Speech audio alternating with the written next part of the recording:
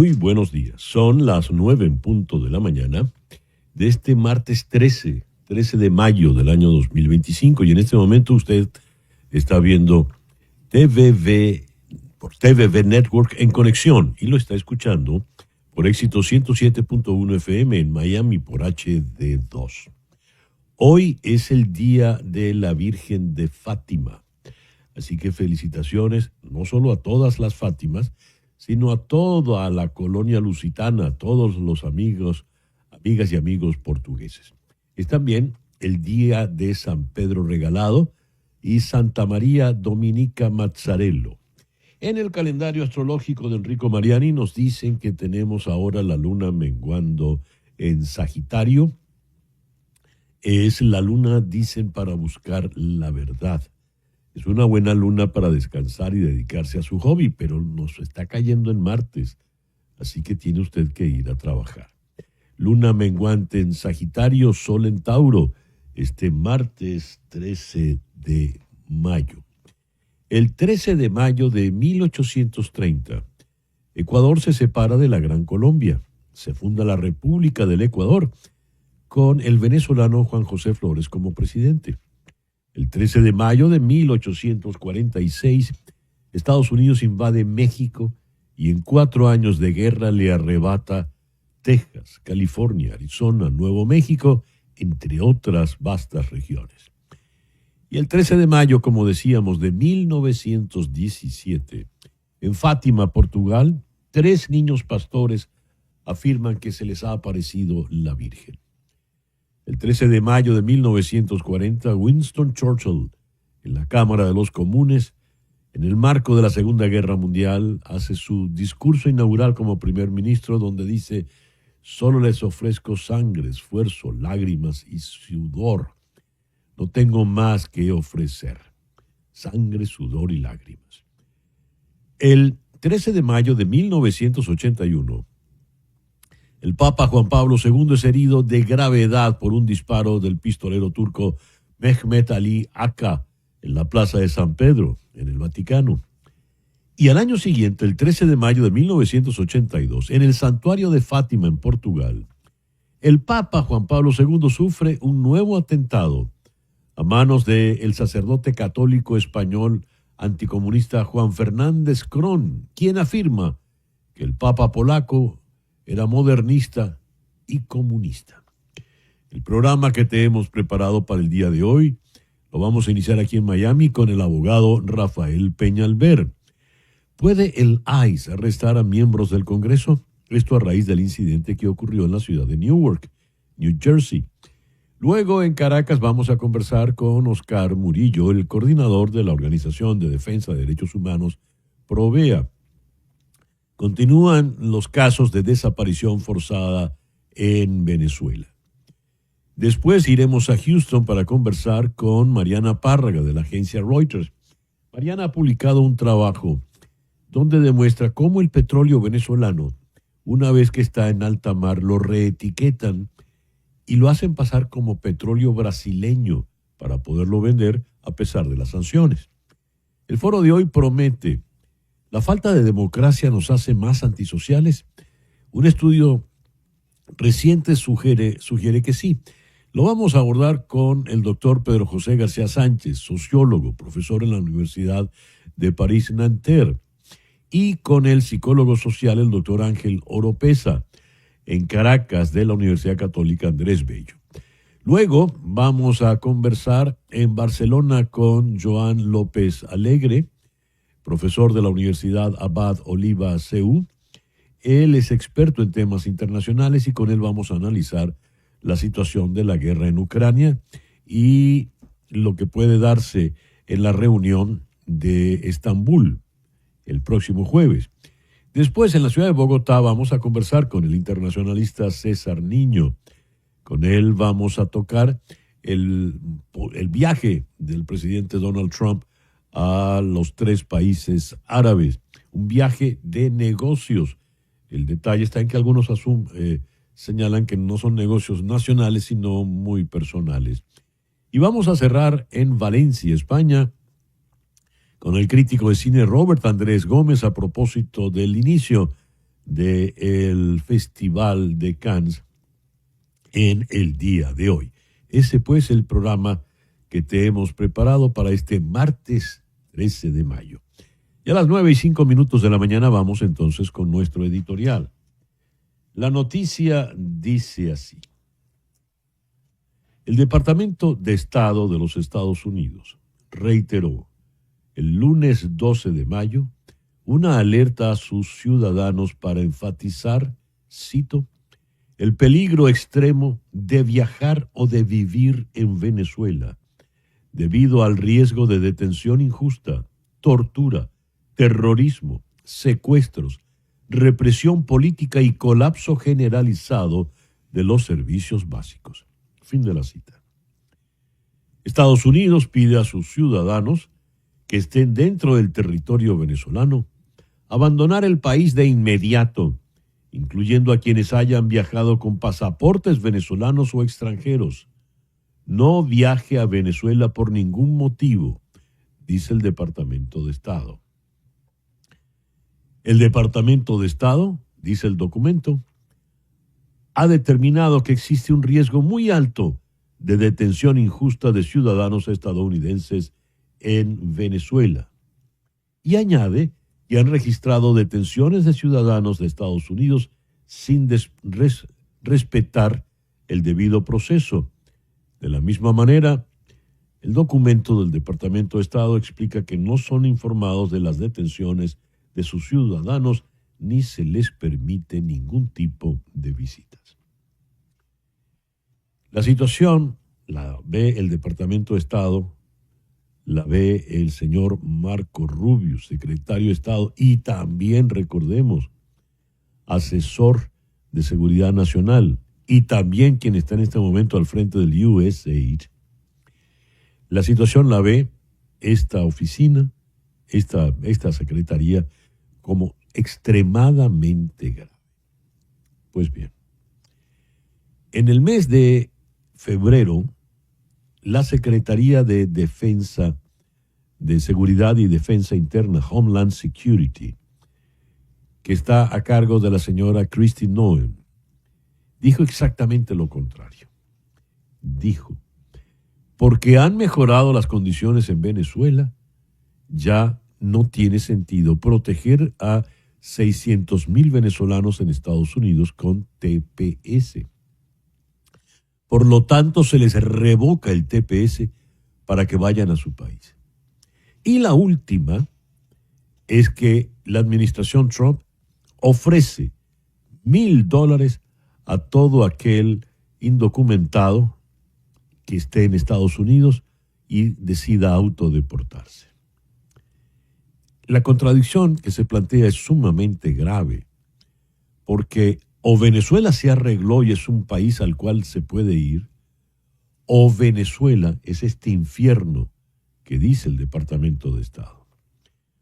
Además, recordemos que el propio señor Marco Rubio felicitó la operación de rescate, cito textualmente, que permitió la salida de los refugiados políticos en la Embajada de Argentina en Caracas, refugiados políticos dirigentes del partido Vente Venezuela, el partido fundado por María Corina Machado.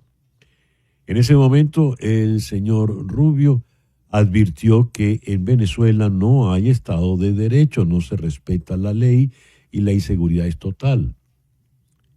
Insisto entonces, si es así, ¿por qué usted y su gobierno van a mandar a quitar el TPS a 600,000 venezolanos que con mucho esfuerzo llegaron a este territorio, que en este territorio trabajan, que en este territorio pagan impuestos y respetan la ley, porque no son el Tren de Aragua? Los delitos que han cometido los venezolanos son mínimos, y los que el propio Departamento de Homeland Security ha identificado como vinculados al Tren de Aragua son apenas el 0,08% del total de venezolanos que estarían bajo cuestionamiento. Un poco de coherencia no está de más nunca, ¿eh? Hacemos una pequeña pausa Y ya regresamos con las noticias más importantes del día de hoy.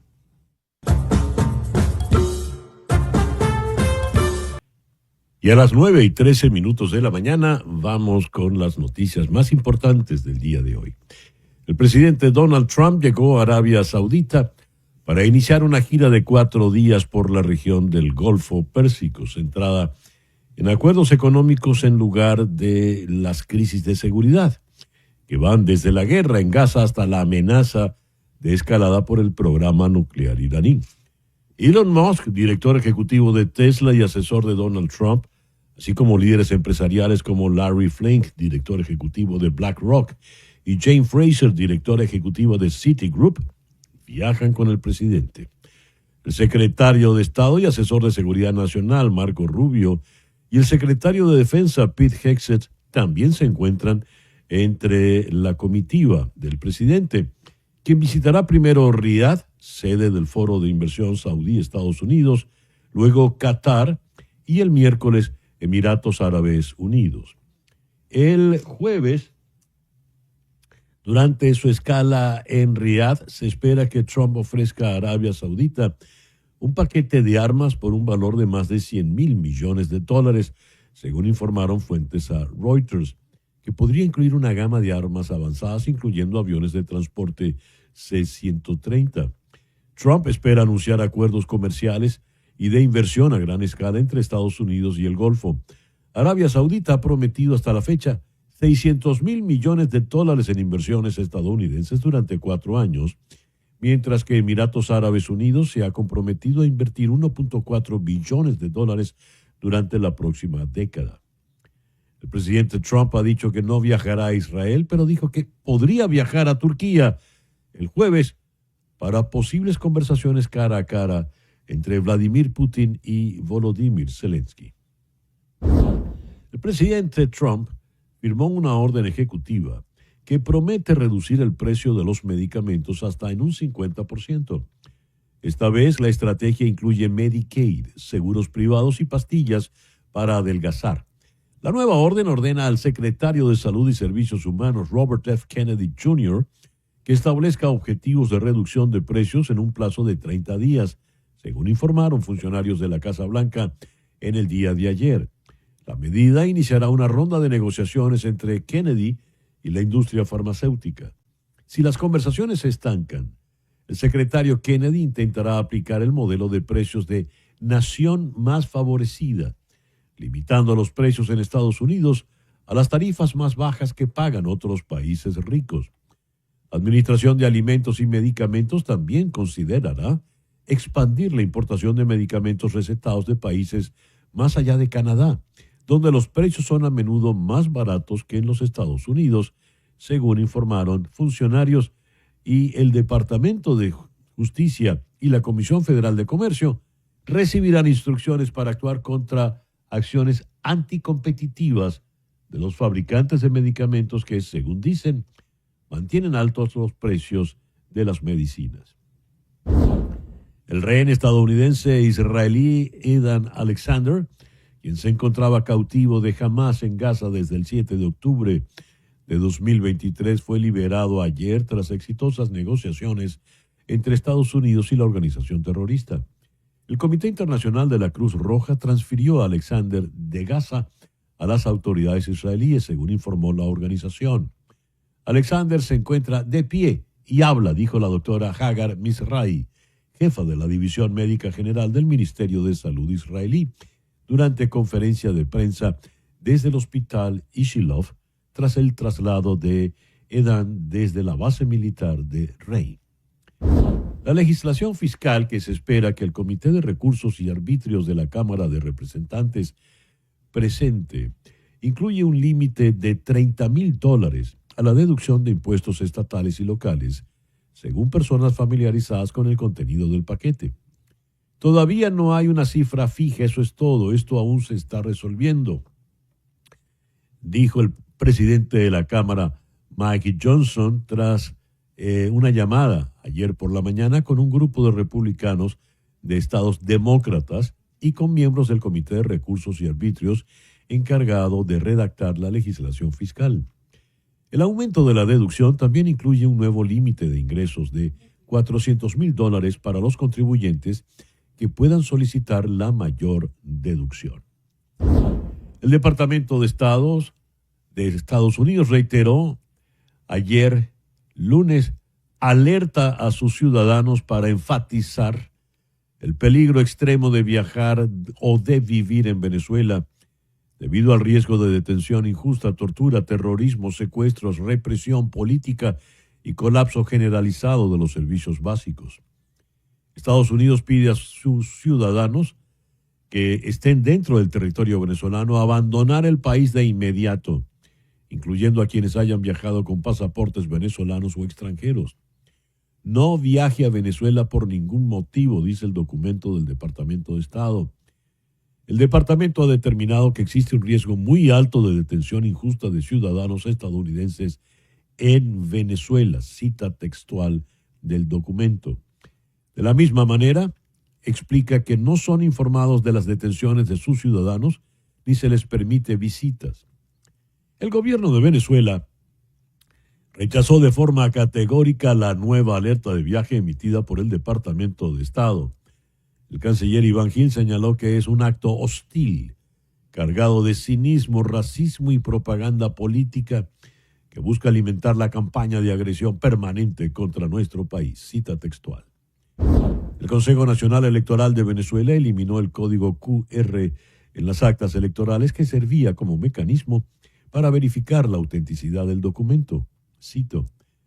El simulacro del sábado sirvió para verificar que las actas de escrutinio no incluían el QR que tanta utilidad tuvo para la lectura y procesamiento rápido de los resultados del 28 de julio.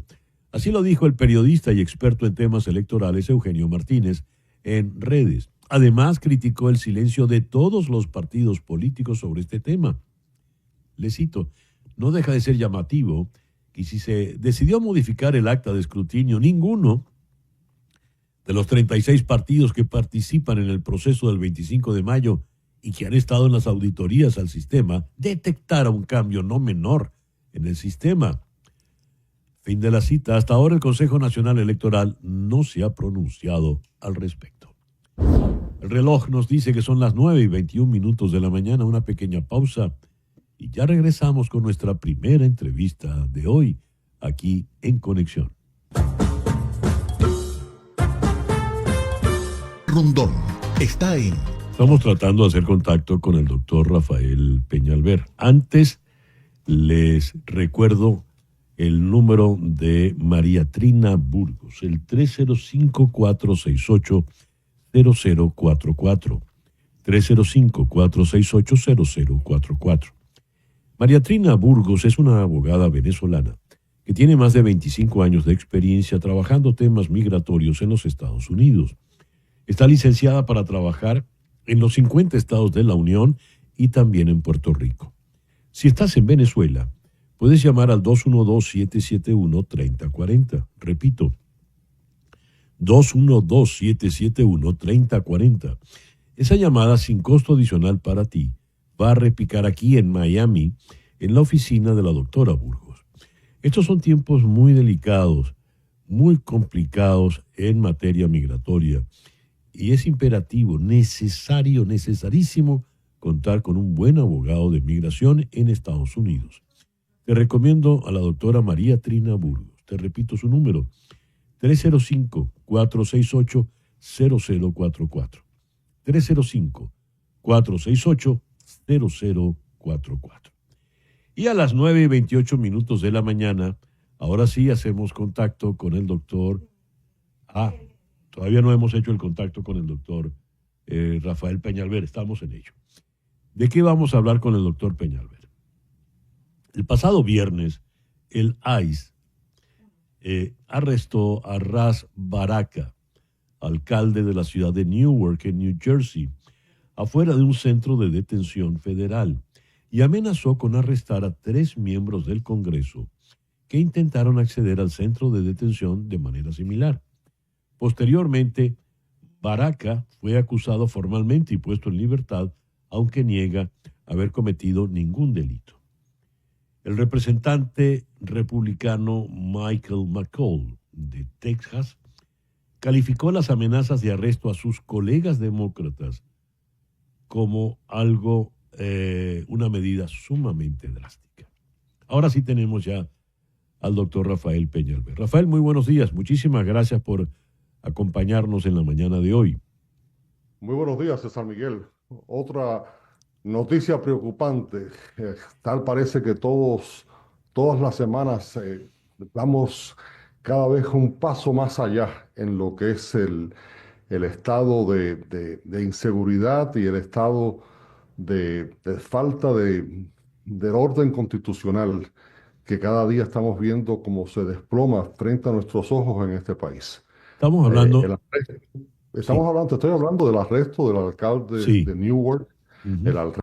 el hecho de que están acusando, todavía ayer anunció ICE, de que están pendientes otros arrestos, posiblemente de oficiales públicos, por lo sucedido en Newark.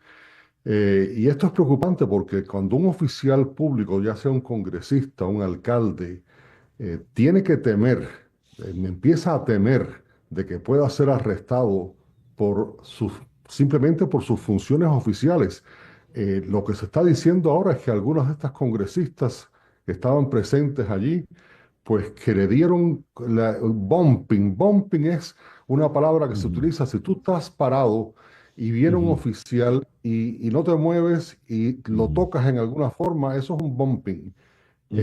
Y entonces estamos viendo que oficiales con las caras tapadas, con máscaras negras, Uh-huh. están saliendo a las calles, arrestando a personas, arrestando ya a oficiales públicos.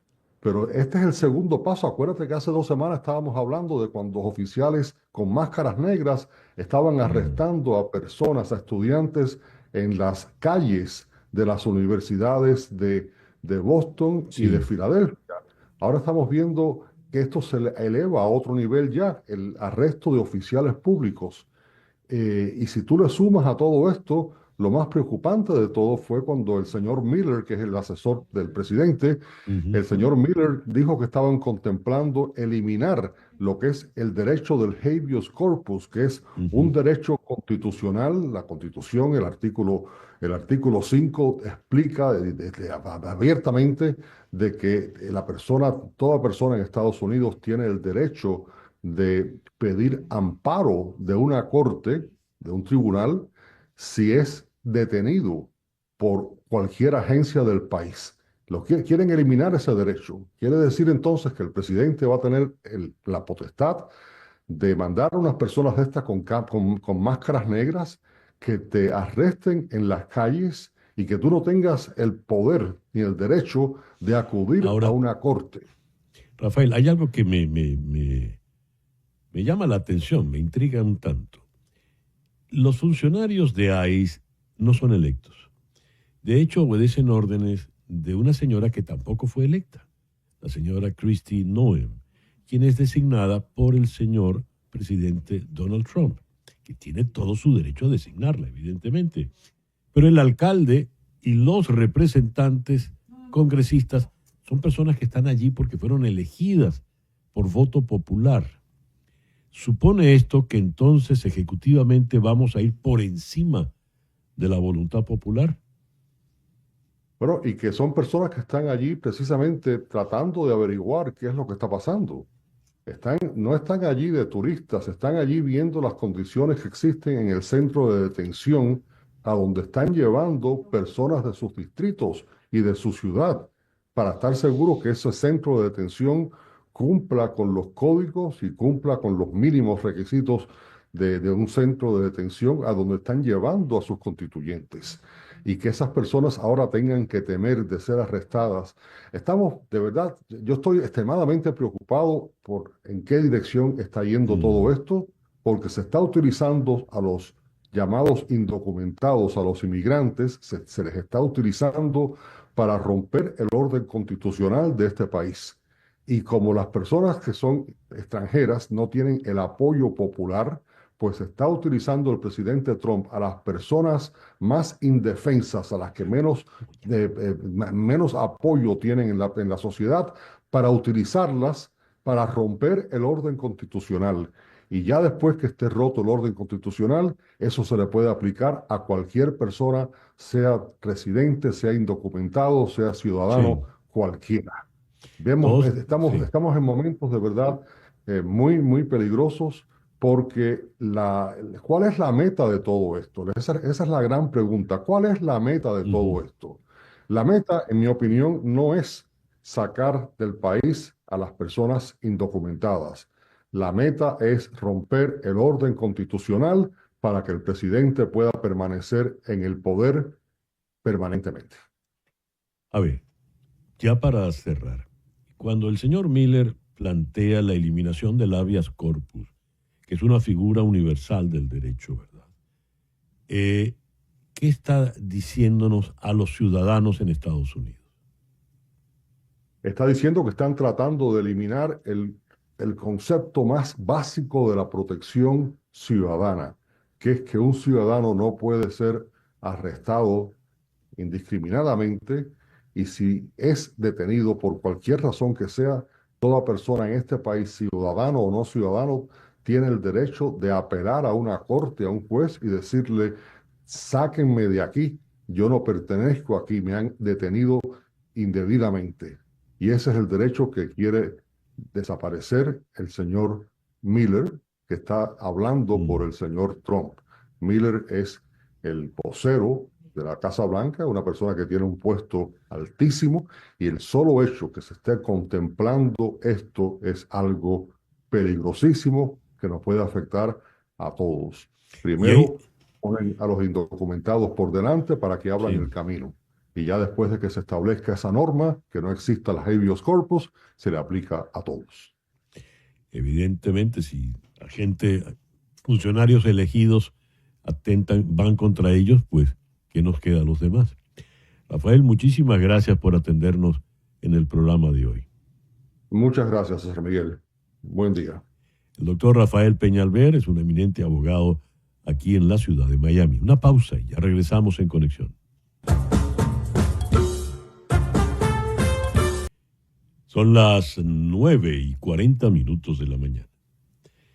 Es alarmante la cantidad de desapariciones forzadas como la de Raúl Girce y Amiel Evia y la del abogado defensor de derechos humanos Eduardo Torres. De Eduardo Torres no se sabe absolutamente nada. Vamos a Caracas, allí está Oscar Murillo, quien es el coordinador de la ONG defensora de derechos humanos Provea. Oscar, muy buenos días, muchas gracias por atendernos en esta mañana. Buenos días, César Miguel. Sí, estamos precisamente en unos minutos previos a una rueda de prensa con muchos actores de la sociedad civil venezolana, donde nos vamos a pronunciar porque ya se han cumplido 4 días sin que la familia y los compañeros de Provea, la familia de Provea y del resto de los activistas y defensores de derechos humanos de este país desconocemos del paradero del abogado y defensor de derechos humanos Eduardo Torres, que el viernes 9 de mayo fue el último día en que se le vio y se le registró un contacto precisamente al terminar un trabajo de incidencia de acompañamiento con familiares de presos políticos en Venezuela. ¿Qué pasó con Eduardo Torres, Oscar? Bueno, Eduardo Torres en este momento se encuentra en lo que perfectamente cabe una desaparición forzada. Presumimos que puede haber detrás de esto una detención arbitraria y por eso nosotros hemos logrado, digamos, desplegar todos los instrumentos legales. Sin embargo, no hay posibilidad en el sistema de justicia de que te puedan informar al respecto. La Defensoría del Pueblo no ha emitido ningún comunicado, la Fiscalía tampoco lo ha hecho. Y ayer, finalmente, después de todo el domingo de estar en el Palacio de Justicia en Caracas y que no nos hayan recibido el amparo constitucional bajo la modalidad de habeas corpus, bueno, ayer, el lunes, la Sala Constitucional del Tribunal Supremo de Justicia recibió el escrito. No significa que haya sido admitido, pero recibió el escrito y esperamos entonces esperamos nosotros que en las próximas horas este tribunal pudiera activar junto con los tribunales penales de este país y los cuerpos de seguridad, una información al respecto. Estamos ante una clara violación y vulneración, digamos, de uno de los hechos, César Miguel, que alertamos siempre, y por eso es considerado como un crimen de lesa humanidad, la desaparición forzada, porque en este tiempo que ha transcurrido desde el viernes a las 4 de la tarde hasta esta hora que estamos conversando, nadie ha podido poder garantizar, y no hay posibilidad de garantizar la integridad física, la salud emocional y, por supuesto, la vida de Eduardo Torres. Por eso es que la desaparición forzada es tan grave en estos casos, y además ha meritado que hoy en la mañana nosotros pues reconocemos un importante pronunciamiento del Alto Comisionado de Derechos Humanos de Naciones Unidas, que ha dicho expresamente y ha pedido a las autoridades venezolanas que den cuenta del paradero de Eduardo Torres, y ha alertado sobre esta serie de detenciones y desapariciones forzadas, que prácticamente ya es el patrón de la persecución para intimidar, para inhibir a la población venezolana para que se exprese en diferentes espacios de descontento social y político en el país. ¿Qué nos dices de la desaparición de Raúl Gircey Amiel en San Cristóbal? Perfectamente cabe en este patrón que hemos visto, digamos, reactivar, y lo habíamos dicho en Provea y lo estábamos analizando la semana pasada, una reactivación de una oleada de represión política sobre la cual no hay ningún fundamento, ninguna justificación judicial.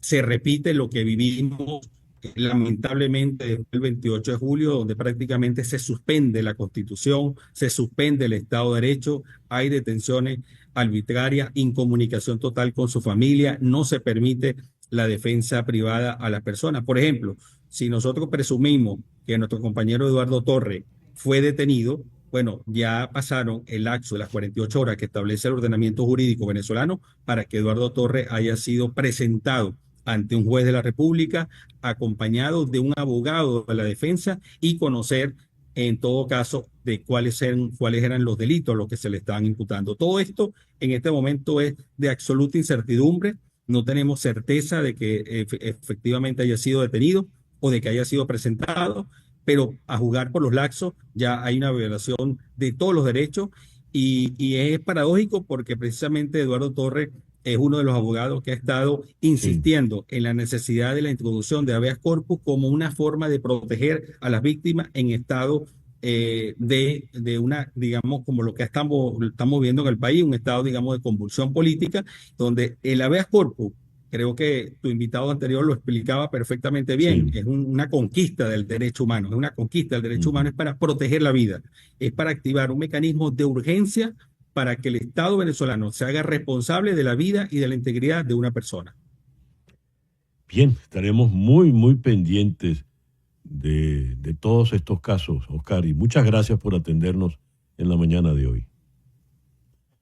Oscar Murillo es el coordinador de la ONG Defensora de Derechos Humanos Provea. Nos habló desde Caracas. Son las 9:46. Ya regresamos.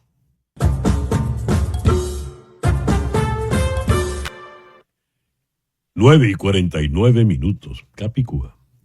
Según un nuevo informe de Reuters, el año pasado más de $1.000 millones en envíos de petróleo venezolano a China fueron reetiquetados como crudo brasileño por comerciantes, según empresas de rastreo de petroleros, documentos de la compañía y los comerciantes. Vamos a Houston para conversar precisamente de la agencia Reuters con la periodista Mariana Párraga. Mariana, muy buenos días. Muchísimas gracias por atendernos nuevamente en el programa. Buenos días, César Miguel. Gracias a ti. Mariana, cuando dices comerciantes, ¿de quiénes estamos hablando? ¿Quiénes son ellos? Son los famosos intermediarios de los que hemos hablado muchas veces. Son estas empresas que se consideran compañías cascarón, que no tienen realmente un domicilio establecido, son difíciles de traquear, cambian su razón fiscal de vez en cuando, y PDVSA cada cierto tiempo, cada 2 o 3 meses, ves que viene una nueva ola de estas empresas que yo las llamo tutti frutti.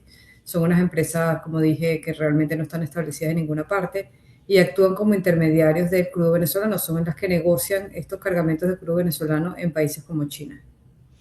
¿Cómo es el proceso? ¿Sale un buque cargado de petróleo de Venezuela y en algún punto deja de ser petróleo venezolano para hacerse pasar por brasileño? ¿Es así? Más o menos, César, fíjate, todo el papeleo es un papeleo complicado y te voy a explicar cómo era antes y cómo es ahora, ¿no? Por favor. Malasia se había utilizado como centro de transbordo para el petróleo venezolano hasta el año pasado.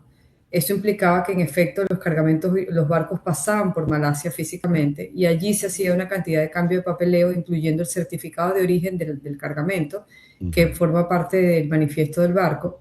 Y con ese nuevo certificado de origen que se emitía o se conseguía, se negociaba en Malasia como crudo malayo, ese cargamento que en realidad era de crudo venezolano entraba como un blend, como una mezcla de crudos Malasia a China y de esa manera se reportaba a la agencia aduanal en China. Lo que está pasando ahora es que los comerciantes quieren evitarse el transbordo en Malasia, que cuesta dinero, porque tienen que cambiar de un barco para el otro, tienen que transbordar la carga de un barco para el otro, y lo que están haciendo entonces es que cambian el certificado de origen venezolano, que es el que le entrega el CENIAT, es un certificado de origen que dice crudo venezolano, ¿verdad? Ese certificado se altera y se negocia un certificado nuevo que dice que el cargamento contiene crudo brasilero. Y fíjate, ahí entramos en una cantidad de problemas, ¿no? Crudo brasilero de la calidad de los venezolanos, que son crudos muy pesados y con alto azufre, no existen. Brasil produce muy poco crudo pesado, tan pesado como el venezolano y con tanto azufre como el venezolano. De manera que llama mucho la atención, empezó a llamar la atención a finales del año pasado, que estaba entrando en China este crudo calificado como brasilero, pero con unas características que no corresponden a los típicos crudos de Brasil. Entonces por allí empezó la pesquisa hasta que logramos encontrar que en efecto no se trata de crudo brasilero, porque los crudos brasileros son muchísimo más ligeros y menos ácidos, con menos azufre, sino que es un nuevo rebranding o una nueva forma de mercadear y enmascarar los cargamentos venezolanos que entran a China como crudo brasilero. Y eso es lo que estamos viendo que está entrando desde mediados del año pasado hasta ahora. Alrededor de 1.2 billones de dólares en cargamentos han sido reetiquetados de esa manera. A ver, Mariana, ¿dónde está la trampa? Yo le pago al gobierno venezolano por el crudo que me embarcan, digamos, en José, ¿verdad? En algún puerto venezolano. Y ese crudo por el cual yo, comerciante, pagué, tengo entonces que reetiquetarlo brasileño para, te dejo los puntos suspensivos.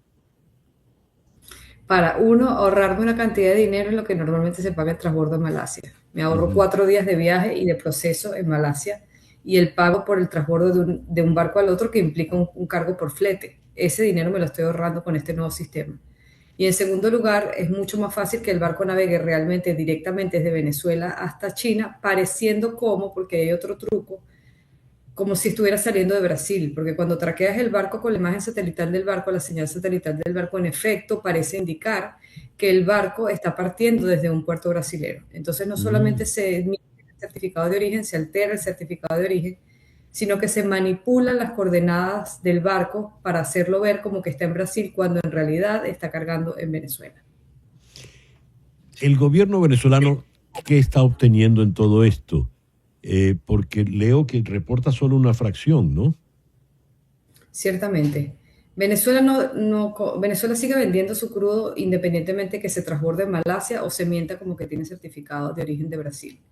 Realmente quienes ganan en esta nueva operación son los intermediarios porque se ahorran tiempo y dinero y también tienen más oportunidades de colocar el crudo en China que si lo estuvieran haciendo con el sistema anterior, porque China tiene un sistema muy complicado de cuotas y el bitumen o estos crudos muy pesados no están sujetos al sistema de cuotas, de manera que pueden importar tanto como quieran de este tipo de crudo muy pesado.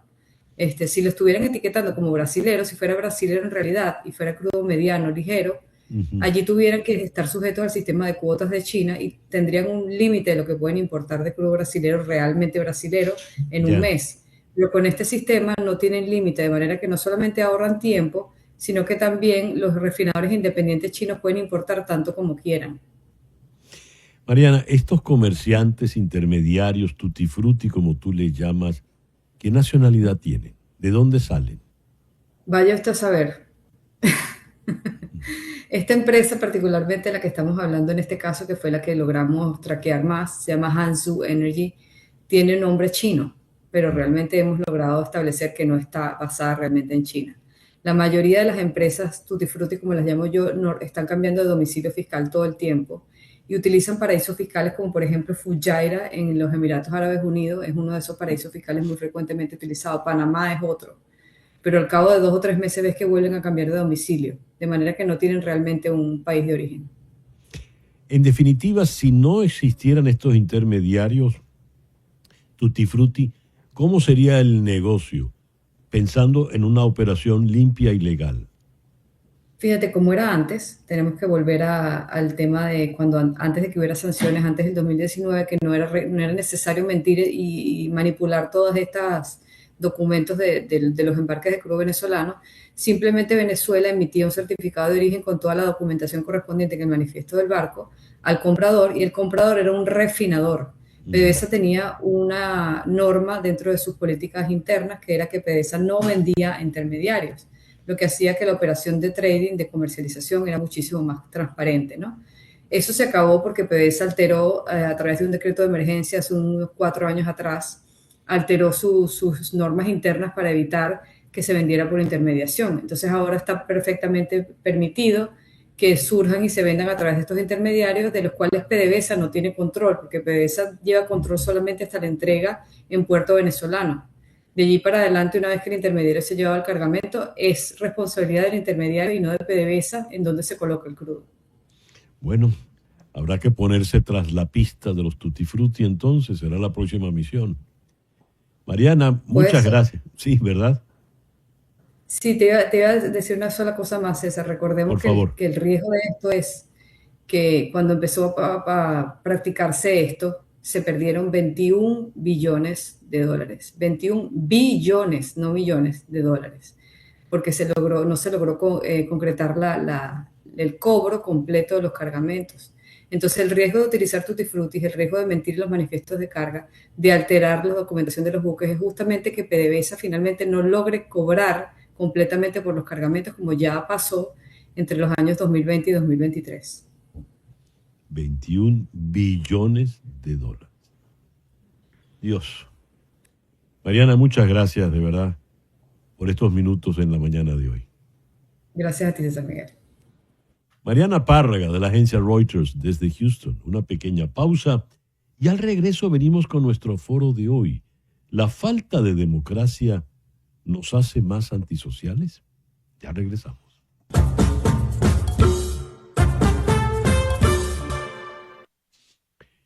Leo lo siguiente.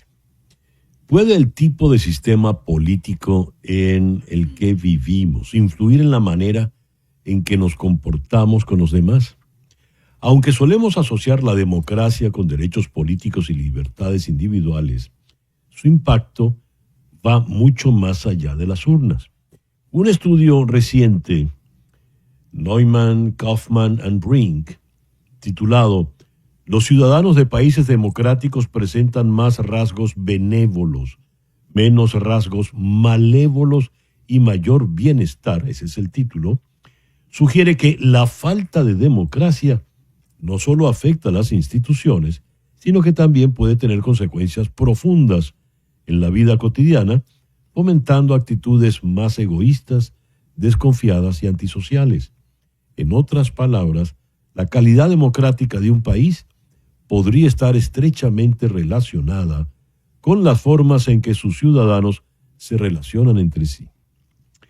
Para abordar tema tan interesante, tenemos un panel de lujo en la mañana de hoy. En Caracas está el doctor Ángel Oropeza, psicólogo social, profesor titular en la Universidad Católica Andrés Bello, y en París está el doctor Pedro José García Sánchez, sociólogo, profesor en la Universidad París-Nanterre. Ángel. Pedro, un gran saludo para ti también. Igualmente, Ángel, César Miguel, encantado de esta conversa hoy. Muy bien. Vamos a comenzar con el doctor Ángel Oropeza. ¿Tiene sentido lo que nos dice este estudio, Ángel? Sí, tiene todo el sentido del mundo por una cuestión que todos conocemos, y es que la conducta humana, César, está básicamente determinada por las contingencias del entorno.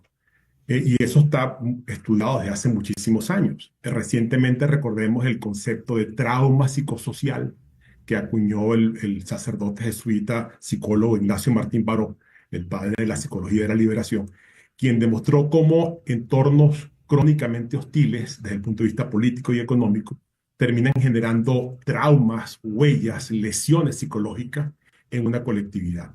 Entonces, está demostrado cómo entornos políticos y económicos hostiles, complicados, difíciles, en este caso no democráticos para situarnos en el estudio, terminan por generar huellas en la conducta y en el sistema de relaciones de la persona.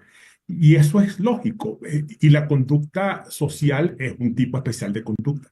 De hecho, los conceptos modernos de democracia, y Pedro sobre esto sabe mucho, hablan de que el énfasis no es tanto en el modo de selección del gobernante, no es que no sea importante, sino que no es suficiente. El énfasis moderno está más en cuánto poder tiene la gente para contrabalancear el poder de quien gobierna y las características particulares de esa gente, de esa sociedad.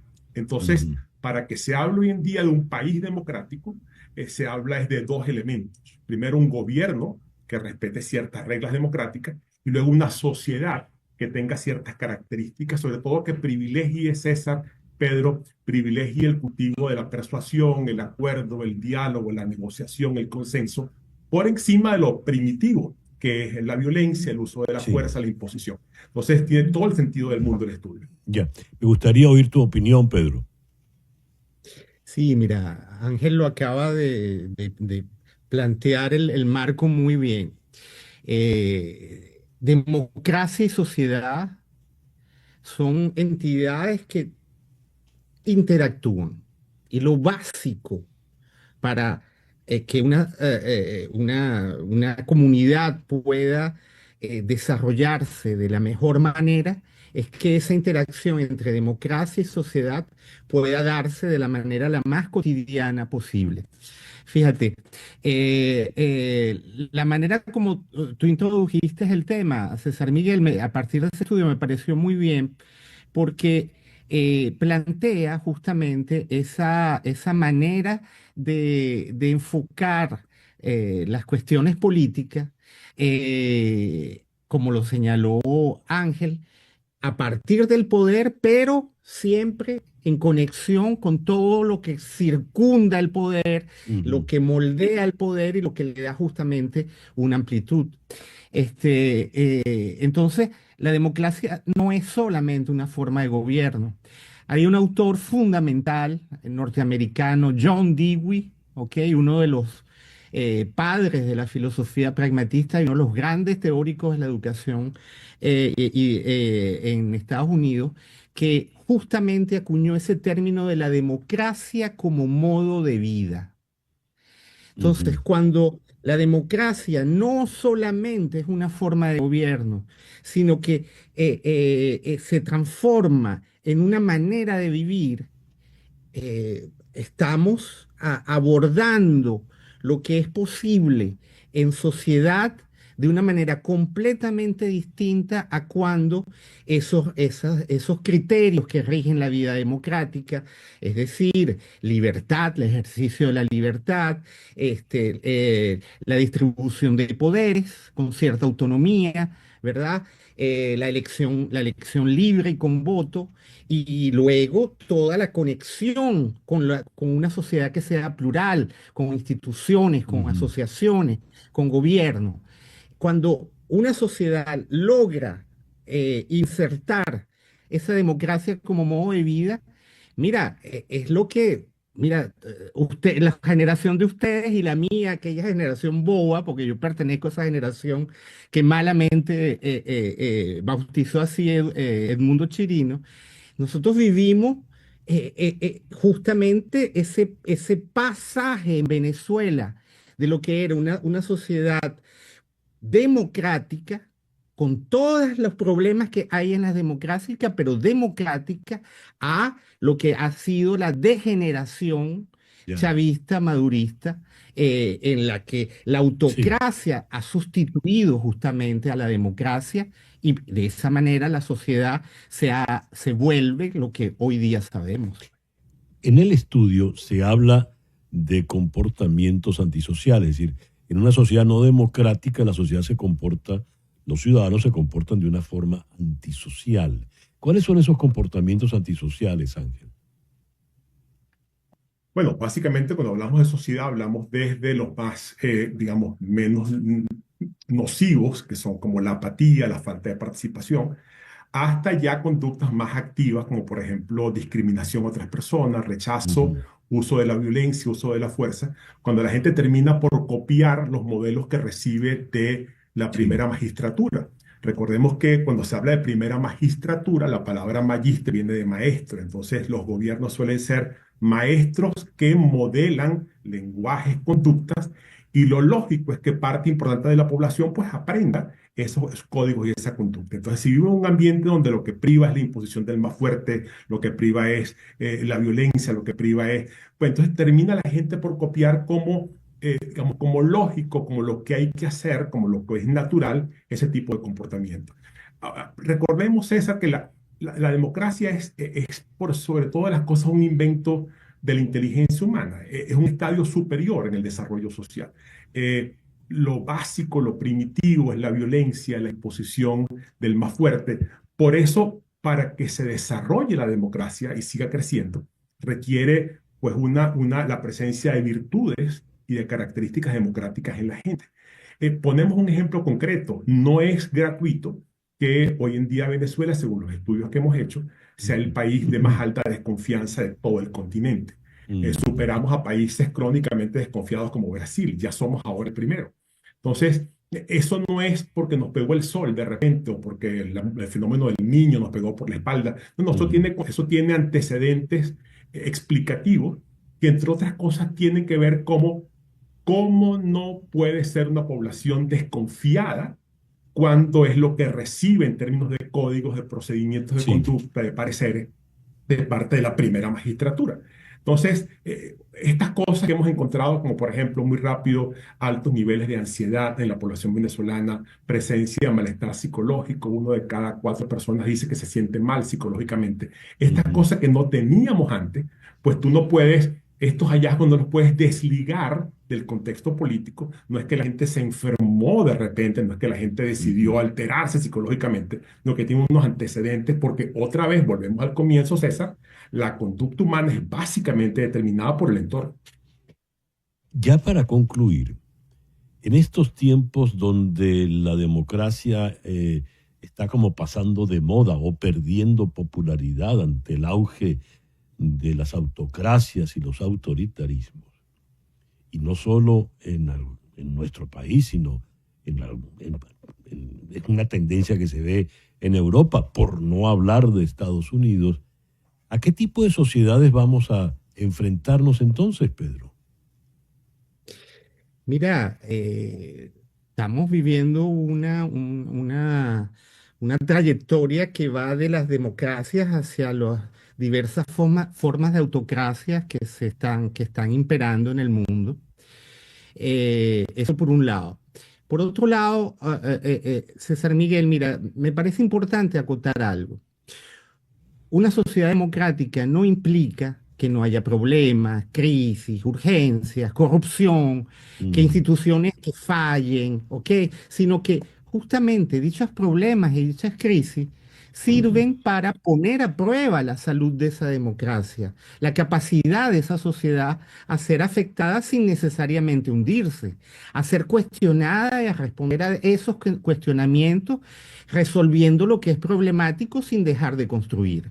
Eso lo vivimos nosotros en Venezuela, incluso no hace mucho. Recuerden lo que sucedió en el momento pre-Chávez, cuando hubo un quiebre en la alta magistratura, por utilizar el término de Ángel, y ese quiebre significó que tuvo que emerger una figura que no era política, era un historiador, y que era Ramón J. Velázquez, para poder reencauzar las cosas. Entonces, una sociedad democrática no implica que no haya problemas. No, es que justamente La sociedad democrática es la que vive esa puesta a prueba y lo resuelve sin dejar de construir. Y el último punto que acotaría allí, César Miguel, es un punto histórico y temporal. En general, no es nada sencillo percibir los momentos, las circunstancias y las situaciones en las que una sociedad se desarregla. ¿Ok? Lo otro es que este desarreglo puede percibirse sin que ello implique, por ejemplo, una conciencia de lo que está sucediendo. Como la etimología, conciencia, ¿ok? No es solamente estar consciente, es que hay saberes específicos que van a poder aplicarse de una mejor manera para resolver los problemas. Pero, ¿y qué sucede si esta conciencia no se vuelve causa común? Ese es uno de los grandes problemas de las Ya. sociedades tal y como la estamos viviendo hoy, porque si no se vuelve causa común es imposible que se actúe frente a ello de una manera colectiva. Pedro José Ángel, muchísimas gracias por habernos recibido, haber compartido con nosotros en la mañana de hoy. Muy, muy interesante por demás. Gracias de verdad. Gracias a ti, César. Gracias a ti, César Miguel y Ángel. Pedro José García Sánchez, sociólogo, profesor en la Universidad París-Nanterre, y el doctor Ángel Oropesa, psicólogo social, profesor en la Universidad Católica Andrés Bello en Caracas. Una pausa y ya regresamos. 7.1 FM. Cita en Estambul para el próximo jueves 15. Dado la reunión planteada, el señor Volodymyr Zelensky le lanza el guante a Putin, le dice, vamos a vernos allí cara a cara para resolver el problema. El señor Putin ha eludido el reto de Zelensky, lo ha hecho su vocero, Dmitry Peskov, y quedamos en el aire. Mientras, en Arabia Saudí, el presidente Donald Trump ha dicho que él puede fácilmente, de regreso, hacer escala en Estambul y sumarse a la reunión. ¿En qué estado realmente tenemos la guerra y su eventual solución? Vamos a conversarlo con el profesor Joan López Alegre, quien fuera asesor del vicepresidente del Parlamento Europeo y es profesor actualmente en la Universidad Abad Oliba CEU en Barcelona. Joan, muy buenos días, muy buenas tardes allá al otro lado del océano. Gracias por atendernos. Gracias a vosotros, un placer estar aquí como siempre. ¿Cómo ves la situación? ¿Qué está planteado realmente para el próximo jueves, Joan? Bueno, en realidad, tú lo has explicado muy bien, pero todo es una gran incertidumbre. Putin, como le ocurre a casi todos los dictadores, no suele viajar fuera de su país. El último viaje que ha hecho, recordarás que fue a un lugar tan inhóspito y tan poco deseable de visitar como puede ser Corea del Norte, y es muy difícil que viaje a Turquía. Es cierto que Turquía se ha convertido en lo que en inglés le llamáis un hub Sí. entre Rusia y la Unión Europea, porque actualmente, como sabes, no hay conexiones, por ejemplo, aéreas entre Moscú y ningún país de la Unión, y por lo tanto cualquier vuelo que hay que hacer para un evento deportivo o para cualquier tipo de reunión diplomática, cualquier persona tiene que viajar de Moscú o de San Petersburgo a Turquía, a Estambul, y de ahí sí hay vuelos de conexión a Europa o en el sentido contrario. Ahora, aquí en Europa nadie da por sentado, es más, casi se descarta que Putin vaya a participar de la reunión, y también es muy difícil que vaya a participar el presidente de Estados Unidos, esencialmente por dos razones. Primero, porque los rusos han dicho claramente que ellos no son una nación tutelada, que ellos lo que quieren es una reunión esencialmente para someter a Ucrania, sin ningún tipo de intermediación de ninguna potencia extranjera, y eso obviamente no incluye a la Unión Europea y tampoco incluye a los Estados Unidos. Pero en sí mismo, César, la reunión también está colgada del alero y no está cerrada. Porque Zelensky, para que se celebre la reunión, dice que solo pone como condición que antes se establezca un alto el fuego, y en cambio los rusos pretenden ir a la reunión con la guerra en marcha, por decirlo de algún modo. O sea, ni tan siquiera en las reglas de cómo tendría que ser esta reunión, ni en qué condiciones militares, ni quiénes deben sentarse en la mesa, en estos momentos hay ningún tipo de acuerdo. Y finalmente eso lo sabrás tú mucho mejor que yo, pero yo, haciendo un pequeño retrato psicológico de Trump, tengo la sensación de que si él no se puede apuntar una victoria, no va a hacer escala en Estambul. Ahora, ¿qué quedó en concreto realmente luego de la reunión de los líderes europeos en Kiev el pasado sábado y la llamada a Donald Trump, donde aparentemente Trump estuvo de acuerdo con ellos? ¿Qué nos dices, Joan? No hay nada ahí. Ese es un grupo que ha montado Emmanuel Macron. Emmanuel Macron, también utilizando un término de política norteamericana, creo que aquí le llamáis un pato cojo, creo que es, corrígeme tú en el término, Sí, cuando sí. un presidente está de salida, ¿cierto? Ujú. Sí, sí. Pues Macron es un presidente que no se puede presentar a la reelección ante la dificultad de que las 27 naciones que forman parte de una política común en relación a qué invertir en materia de defensa, qué cantidades invertir y qué política tener en relación a Rusia, se ha creado este grupo. Ahora, se me ha congelado en este momento la imagen de Joan. Espero que me pueda estar escuchando. Tal como está la Comisaria de situación. Exteriores, Sí.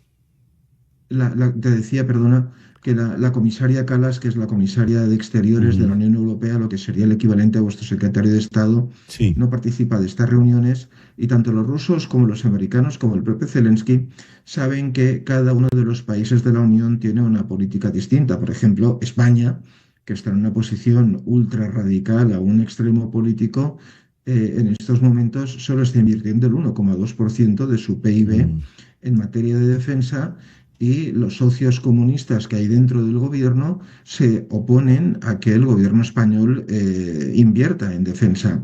Eso te lo pongo como ejemplo de que, por lo tanto, lo que decide ese grupo ni tan siquiera responde a los intereses de ese propio grupo, con Alemania, Reino Unido, que te recuerdo que no está en la Unión Europea, o los franceses. Bien, a manera de conclusión, Joan, si se puede, la guerra en el estado actual, ¿qué pronóstico puede tener? La guerra la ha perdido Ucrania. La ha perdido Ucrania porque Europa ha hecho lo que Europa sabe hacer, que es gesticular mucho, mucha foto, mucho abrazo, mucha visitita y mucho postureo, mucho Instagram de político, pero poco apoyo a Ucrania. Y en realidad, la última oportunidad que le queda a Ucrania es que a Trump se le hinchen las narices de esperar a que Putin efectivamente haga un gesto para acabar con la guerra. Yo creo que Trump, también vosotros me lo diréis mejor que yo, pero yo creo que Trump es un poco esclavo de sus palabras por aquello que dijo de que cuando él fuera presidente en una semana se iba a acabar la guerra. Yo creo que por algún motivo, quizás de mal análisis estratégico o de bravuconería, él calculó que podía tener un concierto y un buen acuerdo con los rusos, pero la realidad es que Putin se está riendo en la cara de la administración norteamericana. A Putin le da absolutamente igual lo que diga Europa. Solo también para ponerte un ejemplo de España, desde que empezó la guerra de Ucrania, España ha incrementado y en mucho su compra de gas a Rusia, y de hecho la cantidad de millones de euros que España ha invertido comprando gas a Rusia son más del doble del dinero que le ha entregado a Ucrania para ayudar en la guerra, con lo cual hay países de la Unión que estamos financiando más a los rusos que no a los ucranianos. Y en esas condiciones, Putin sabe que Europa es débil, Putin sabe que Ucrania ha perdido la guerra, que la cuestión es si solo se queda con Crimea o con qué otro trozo se va a quedar. Y creo que el mayor desconcierto en estos momentos está en Washington.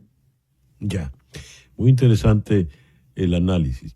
Joan, muchas gracias por habernos atendido en el programa de hoy. A vosotros siempre, espero que haya sido útil. Un abrazo fuerte. Muy útil.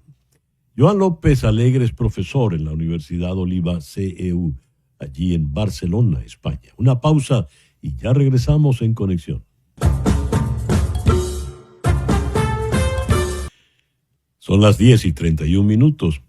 Temprano en la mañana, cuando leíamos las noticias, al dar la información del viaje del presidente Trump al Medio Oriente, decíamos, tal y como está redactada el despacho noticioso, es una gira centrada en acuerdos económicos en lugar de en las crisis de seguridad.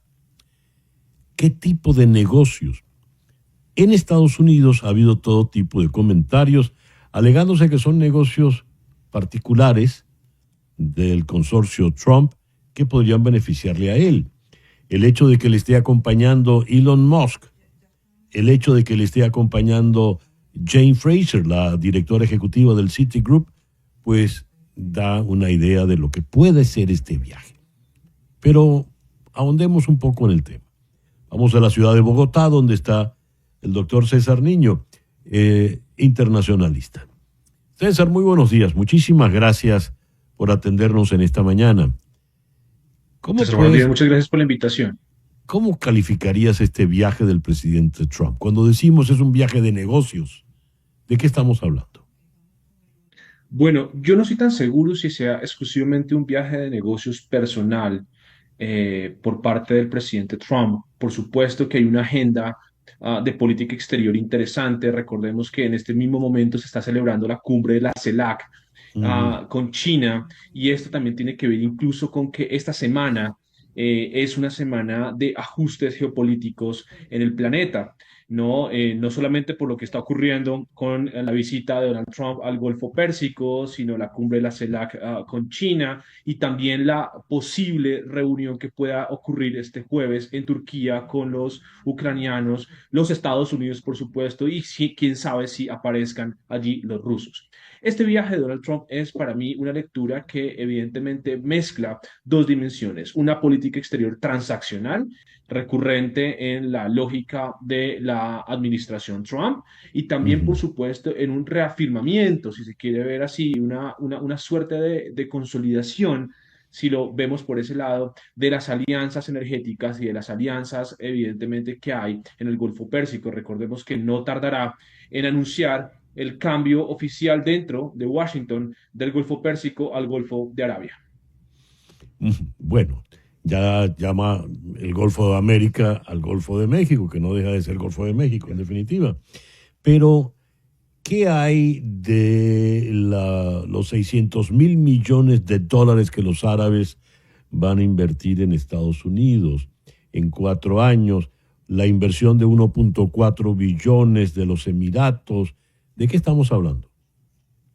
Sí, es verdad. Recordemos también que el Golfo Pérsico es el punto de inflexión de los hidrocarburos y del petróleo, del suministro más o menos de un 30% del planeta.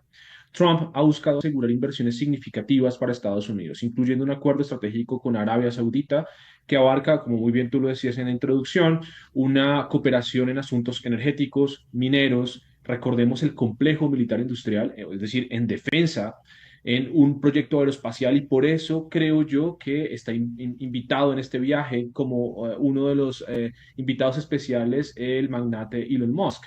También investigación aeroespacial, que incluso aquí podemos empezar a redondear algún tipo de hipótesis.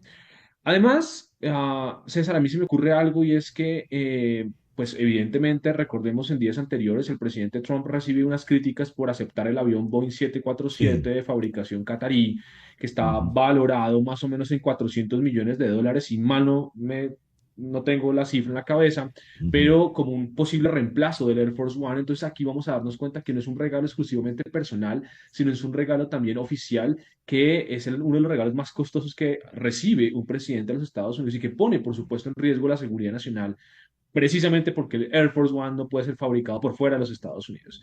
Pero también en el ámbito empresarial se me ocurre algo, César, y es que también tenemos una doble visión: lo personal particular de la ambición Trump con lo estratégico de la política exterior estadounidense. Y es que expande operaciones en la región, proyectos inmobiliarios en Omán, proyectos inmobiliarios en Dubái, colaboración con el circuito de golf, por ejemplo, respaldado por Arabia Saudita, pero también en términos diplomáticos, ahí sí de Estado, pues la gira también fortalece alianzas en un contexto geopolítico lo suficientemente complejo, marcado por tensiones con Irán, por ejemplo, a propósito del Golfo Pérsico también, el conflicto en Gaza. No va a entrar en la agenda en este periplo de Donald Trump, no entra Israel. Y eso Ujú, llama mucho la atención, porque con ujú. Netanyahu ya se reunió semanas antes. Y esto significará dos cosas. Una, que si quiere Estados Unidos ser un mediador en Gaza, tendrá que alejarse un poco de Israel en la zona del Golfo Pérsico. Y esto, por supuesto, buscará una estabilidad en la región, contener la influencia israelí y, por supuesto, esto generará algunas implicaciones regionales de corto y largo plazo. No deja de tener su viso irónico el hecho de que el avión lo regale Qatar, que es según se comenta abiertamente, pues un financista de Hamas. ¿Qué nos dices? Correcto, esto, digamos que esto puede provocar muchas especulaciones, por eso también Ujú, la Casa Blanca ha advertido que todavía no es oficial que ese avión o ese regalo, digamos, se convierta entonces en el avión presidencial oficial, precisamente por lo que acabas de decir y porque también influye eso en una fisura en un asunto de seguridad nacional. Pero también la visita de Donald Trump recurrirá también en que, o digamos, tendrá unos efectos importantes en que estas petromonarquías, como se conocen, estas petromonarquías, por supuesto, quieran que Estados Unidos suavice su discurso hacia su violación de derechos humanos. Por ejemplo, suavice su discurso también hacia la categorización de algunos actores terroristas como la Hermandad Musulmana, por ejemplo, ujú. y recordemos lo que está ocurriendo ahora muy cerca del Golfo Pérsico, que tiene que ver con que ayer conocimos que el PKK ha renunciado como grupo Sí. terrorista y como grupo de formación. Luego es una victoria para Erdogan también. Luego Ujú. hay un punto de inflexión interesantísimo en la zona del Medio Oriente y claramente en el Golfo Pérsico que sin duda alguna impactará, por lo menos lo que genere esta semana, impactará el resto del año que nos queda de 2025. César, muchas gracias por estos minutos en la mañana de hoy.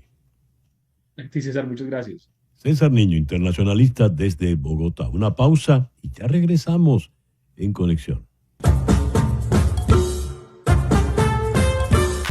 O de Cannes, como le dicen en francés, está por comenzar y vamos a hablar de lo que nos puede deparar en esta edición.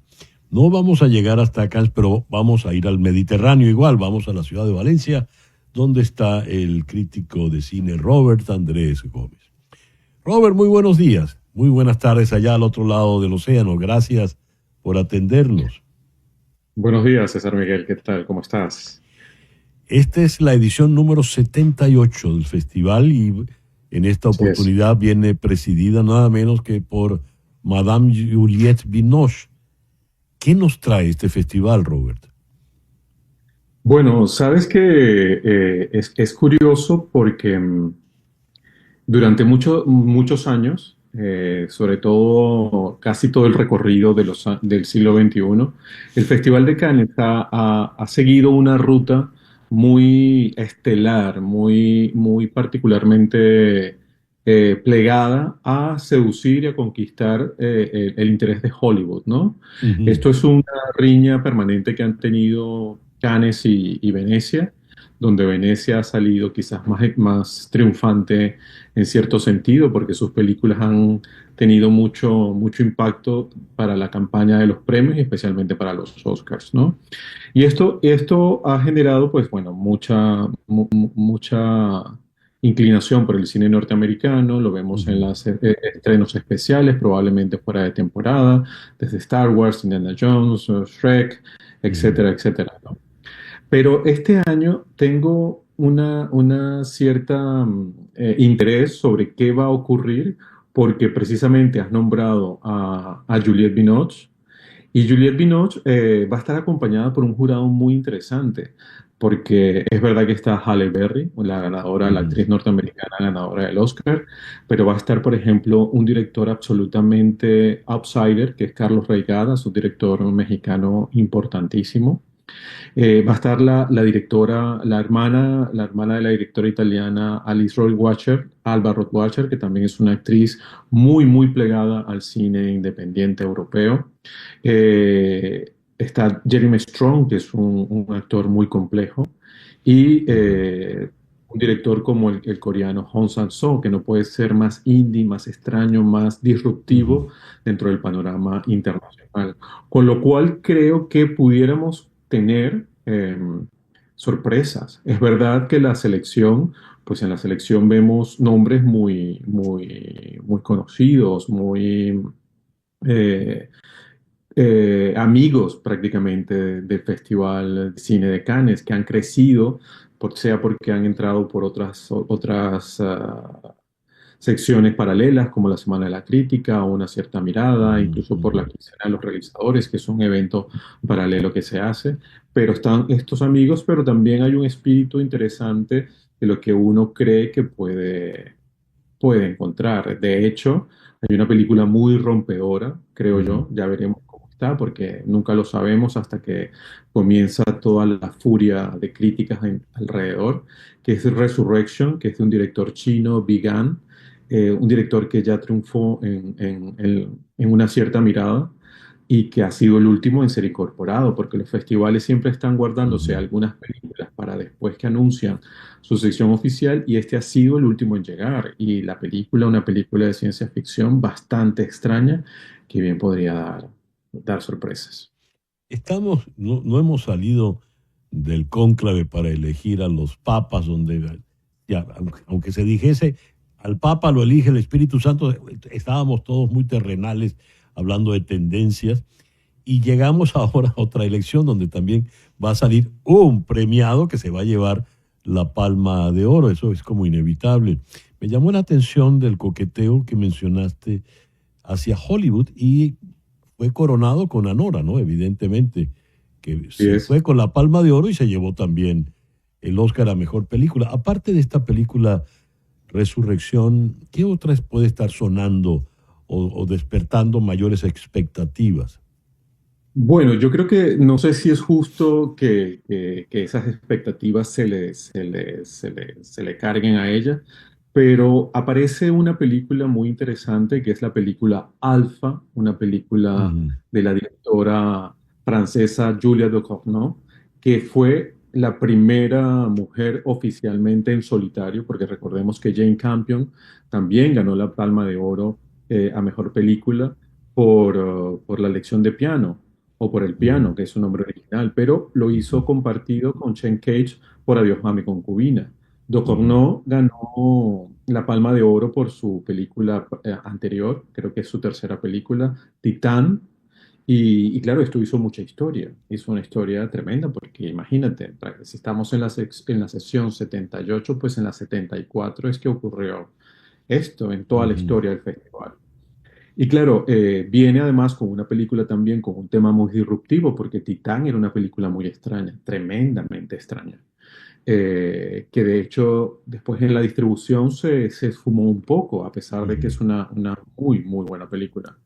Y ahora viene con una película de ciencia ficción, rompedora también, a través de una niña eh, preadolescente en un universo muy disruptivo también, en una suerte de película distópica, ¿no?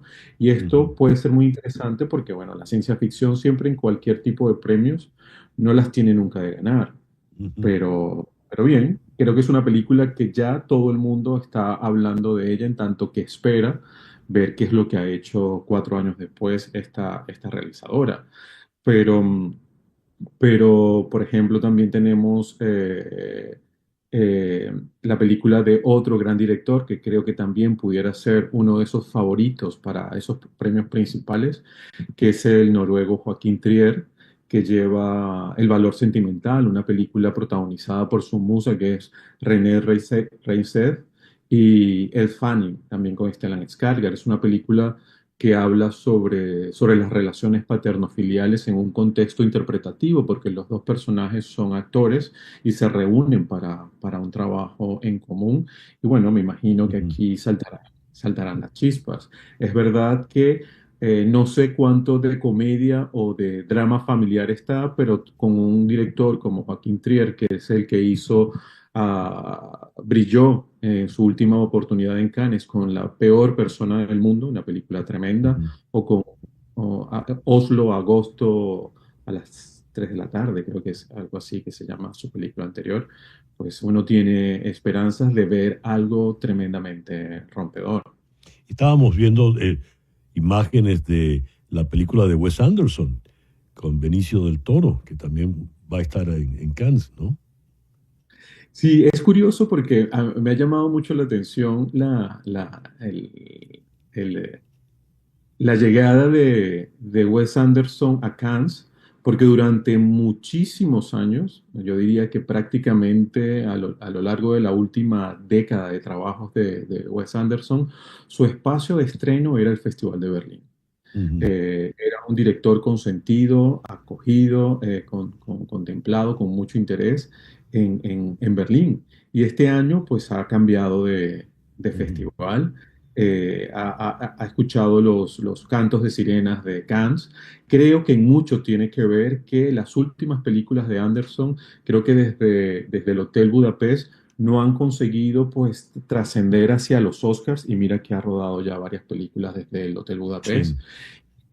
Obviamente el Festival de Cannes ya es una plataforma, a pesar de que es el mes de mayo, es una plataforma para, para la temporada de premios. Y por supuesto, pues, también me llama poderosamente la atención la elección de Benicio del Toro, que creo que es uno de los actores que pocas veces ha trabajado con él. Anderson es un director que suele trabajar como con su propia trupea, a lo Woody Allen, a lo Coppola o Scorsese, que siempre están trabajando con el mismo equipo, tanto técnico como creativo.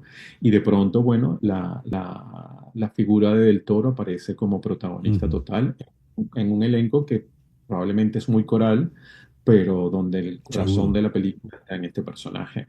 Y también me llama la atención que tampoco es raro. El Hotel Budapest es una película sobre el fascismo, ¿no? Y eso parece que está y no está, pero está allí. Y estamos hablando ahora sobre una película de espías, que también puede ser muy curiosa. Ya lo creo. Robert, muchas gracias por estos minutos en el programa de hoy. Ya veremos qué nos depara Cannes. Sí, será muy divertido seguirlo. Una vez Seguro. más, gracias por la invitación a ti y a tu equipo. Y bueno, aquí estaremos. Gracias.